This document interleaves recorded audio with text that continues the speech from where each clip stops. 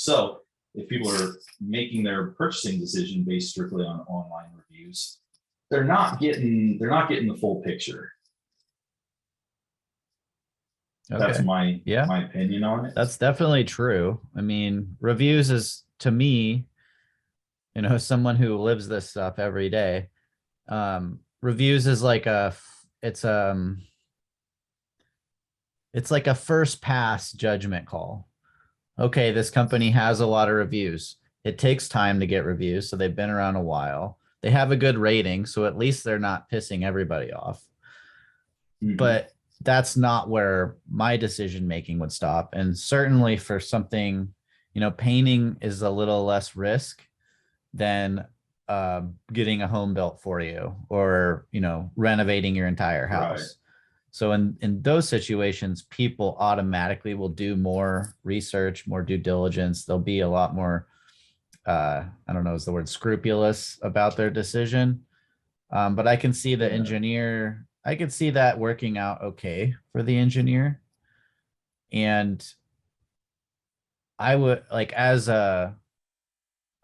if I were you, I would think about that question more and get super clear on why that isn't a good strategy, because that will help, your own sales process and things like that. And you probably can't change someone's mind, someone like that.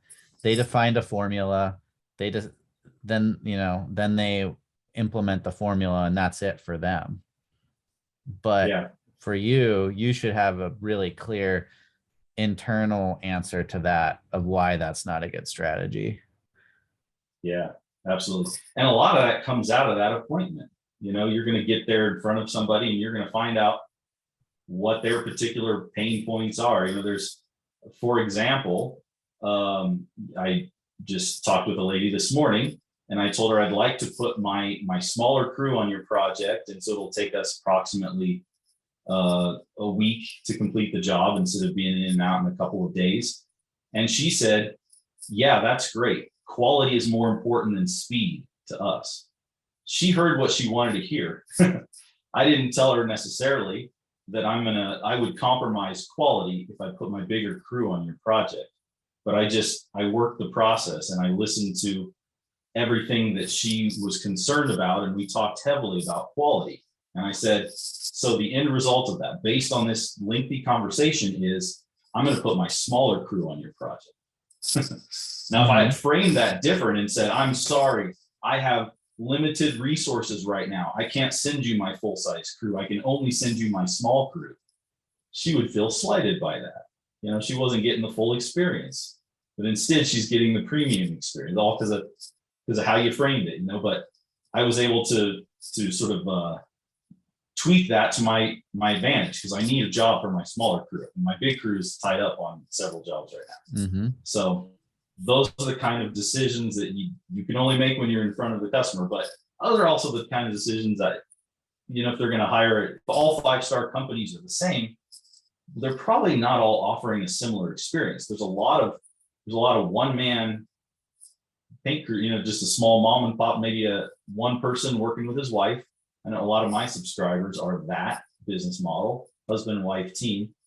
And then there's other businesses that they're franchises, and they've got a bunch of different subs work for them, all offering a very different experience. So are all things equal? If you're shopping, you're thinking, let's go out and get dinner tonight. Let's hop online and find the first 5-star restaurant. Well, you're probably going to say the first 5-star restaurant that's also Mexican, because I'm craving Mexican. You're going to do something to vet. I certainly wouldn't want Google to say, here's 3 5-star restaurants. You can choose the one you want. Well, what if they're all steakhouses? I don't want steak tonight. So there's got to be more, more to the decision making for the customer. Yeah, and that was a really good a good move on your part in that situation, to frame it in a way that appealed to what mattered to that person. I just did a video on this the other day too, about when you're talking to somebody in like the sales capacity, you want to figure out what's most important to them. Because even with something like painting, different customers are going to be concerned about different things. You got the engineer who's worried about price, number one. You had the woman who's worried about quality, number one.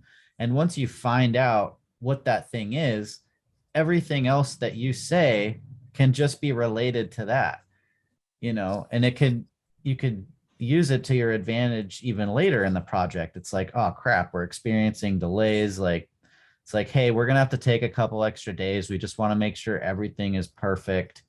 And she'd love it. It'd turn into a positive thing in her mind. And that's just part of giving her a good experience, is framing what you're doing in whatever way appeals to her most. Because then she really feels like you listened to her and heard what she had to say and care enough to address that. You might have been able to turn it around with the engineer. Who knows? But it's just like, okay, price is number one. Cool. We'll use this lower quality paint and that'll save some time. I'll take 2 of my guys off. And so there'll be 2. It'll take a little longer, but we'll save money. And I bet he would have started to be like, whoa, whoa, whoa, whoa, whoa. I want the higher quality paint. Oh, okay. Well, then we can do that. And it's like, well, and I don't want this to take forever. So we should probably have the whole crew. Oh, okay, sure. And now all of a sudden he's talking himself into paying more to get what he really cares about. You know what I mean? Yeah. Yeah, exactly. That kind of thing happens a lot. It's kind of the fun thing about it. If you can keep the conversation moving, there's a reason. If it was really a flat no, they wouldn't still be talking to you. So that's something I've learned. If you get ghosted, usually you're just going to get ghosted by somebody who says, no, I've already got a signed contract with that other company. Okay, we're not going to waste any time here. On to the next one. But if you can keep that conversation going, they want to hire you. They're saying, give me more, give me something I can work with here. And you can usually push through that if you want. There's just certain, I don't push through the price one. That is the one thing. If they're going to make their decision based on price, some of those slip through the cracks, and I'm okay with that. But if there's any other objection, you can usually work your way around it if they're willing to talk through it with you. That'd be interesting for you next time. I'd just be interested to see what happens. If next time someone's really concerned about price, if you took that approach and you're like, okay, so you can either have it fast and high quality, or you can have it cheap and fast, like that thing. Yeah. And then I printed up copies of that. Yeah. It's like, okay, well, we'll just use the cheapest paint we can find. Are you okay with that? And we'll just come when we have holes in our schedule, so I can give you a discount on that. And you don't even have to go through with it, but you could just talk them all the way down that rabbit hole of cheap and see what they say. And if they're like, yep, I want to do that, you could just be like, sorry, that's just not how I operate. We don't use the cheapest stuff, and my crew's busy, so we don't have holes in our schedule, Yeah. But at the very least, he's thinking, I wonder if that's why the other guy was so cheap. Now I'm pretty nervous about going with him too. Yeah, exactly. And it's easy to forget for us who we're in this every day. We know painting and whatever we do really well, but these people don't know anything about it. Maybe they don't even know there's different qualities in paint and how big of a difference there is. Maybe they don't understand how long it takes to do something. And so by bringing that stuff up in the frame of making it as cheap as possible, they'll start to think like, wait, that's not really what I want, actually, come to think about it. And you can even save them from making a unfortunate decision. Yep. Because we all know you get what you pay for.